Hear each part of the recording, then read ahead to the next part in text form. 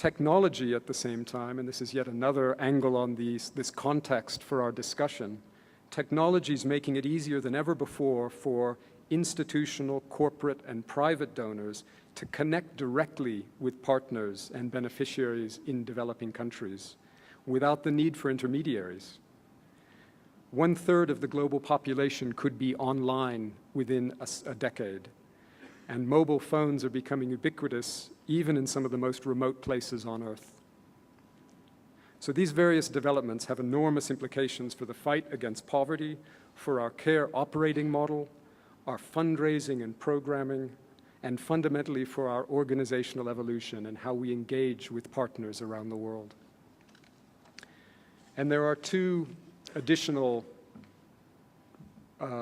developments that are worth highlighting to add to this broader context. They are the current economic crisis and the election, as a couple of people have already pointed out, of a new US president who is certainly dynamic in his approach. With respect to the economic crisis, this began as a discussion. People were saying, well, this will probably be contained to the United States. Then there was a question, when that didn't happen, there was a question about whether it would be prolonged or sort of a V-shape with a quick recovery. And now the consensus seems to be moving towards the view that this is going to be a prolonged and quite serious economic downturn. Just to put the figures involved into context, and this is a bit cheeky of me to say these things, but I'll share them with you anyway. The US government bailout of the giant insurance company AIG provided in just 2 weeks $120 billion. That's 18 billion more than the annual amount of aid provided to poor countries, and twice that needed to achieve the Millennium Development Goals. The UK government threw in a further 50 billion to recapitalize the UK banking sector, and that's roughly what's needed for poor countries to adapt to climate change each year.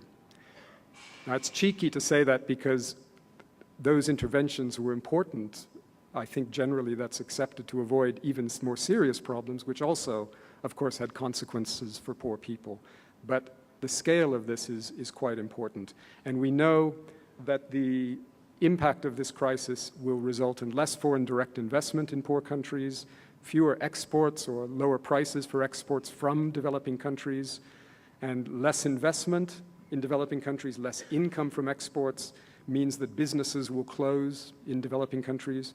If people are unemployed, they'll do whatever they need to do to survive, whether it's having children take on questionable work or commercial sex work, or they'll go back to their villages if that's what they need to do to cope. Villages that often are already horribly stressed.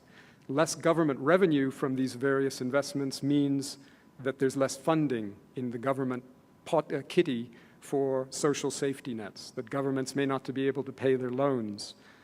And another element of this is remittances, where I think each year there's something like $300 billion in remittances that go from developed to less developing countries, and those will slow as well. We saw in the Asian financial crisis, as we discussed in some of our governance meetings earlier this week, that in Indonesia alone, the number of poor people from that crisis, which could in the end be actually less serious than the one we're entering, the number of poor people doubled as a result of that crisis, from 10 to 20 million people. And finally, just one other highlight on that angle on the crisis, we're at a critical point in our discussions on global warming and climate change negotiations, in which the international community is now being asked to sign up to binding commitments, which will be painful to implement. It's going to be a lot harder to implement that when the economy is in trouble, when businesses are cutting back. And this could undermine our efforts, the political momentum that's built, such as it is, to address climate change. Now, I'd like to highlight one other global or fundamental challenge we have that I think we should be considering. And I'd like your permission to read a quote to you that's much longer than a quote I would ordinarily read to you at a large meeting. But I find it really moving and really powerful, and it highlights a big problem, I think, for all of us.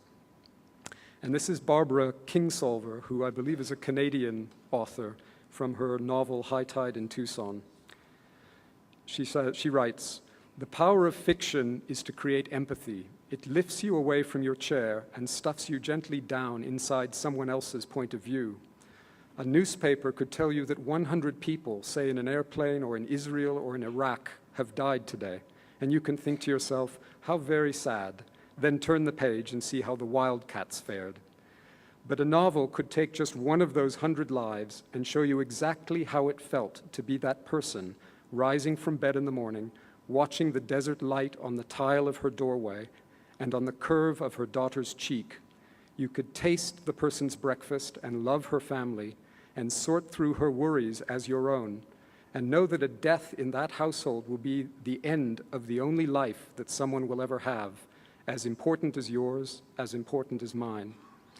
Confronted with the knowledge of dozens of apparently random disasters each day, what can a human heart do but slam its doors? No mortal can grieve that much. We didn't evolve to cope with tragedy on a global scale. Our defense is to pretend there's no thread that connects us, and that those lives are somehow not precious and real like our own. It's a practical strategy to some ends, but the loss of empathy is also the loss of humanity, and that's no small trade-off. So it seems to me that one of our fundamental challenges in the years ahead, in the face of an increasing number of natural disasters, increasing threats to development progress, is to staunch this loss of empathy, to make our work real, somehow to make it real and to come alive for the various people and institutions that have the resources to fund responses, poverty reduction, humanitarian relief, the resources to change or influence, to change policies and to influence thinking. And this is a fundamental challenge of our time, given the future we're heading into. And so to conclude, our conference is titled Many Voices, One Movement. And we're here to consider these various issues about poverty, the broader context in which we're addressing these issues, to listen to our partners and to each other, to learn from these many voices about how we can strengthen our role in the global movement against poverty. We really need to speak openly and honestly with each other over the next 3 days. That's really important. We need to challenge each other and push our current understanding and thinking. It's also important to recognize the thousands of CARE staff and partners who are not present in this room right now. We need to engage them in the importance of the issues we're discussing today and that we're going to be discussing over the longer term.